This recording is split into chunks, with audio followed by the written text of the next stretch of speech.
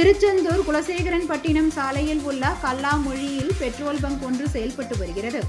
அந்த பெட்ரோல் பங்கிற்கு கடந்த 29ஆம் தேதி மாலை 4 மணி அளவில் காரில் வந்த தம்பதியர் 3000 ரூபாய்க்கு பெட்ரோல் நிரப்ப கூறியுள்ளனர். அங்கிருந்த பணியாளர் காருக்கு பெட்ரோல் போட்டதும் தனது செல்போனில் இருந்த QR கோடை ஸ்கேன் செய்து தம்பதியர் கொடுத்துள்ளார். அவரும் ஸ்கேன் செய்து கொடுத்துள்ளார். காரில் அமர்ந்தபடி பணம் செலுத்துவதோல் பாவனை காட்டிய தம்பதியர் திடீரென காரை எடுத்து அங்கிருந்து கிளம்பி சென்றனர். இதனால் ஊழியர் என்ன செய்வதென்று தெரியாமல் தவிப்புக்குள்ளானார். அங்கிருந்து CCTV காட்சிகளில் பதிவான இந்த காட்சி தற்போது சமூக வலைதளங்களில் பரவி பரபரப்பை ஏற்படுத்தியுள்ளது.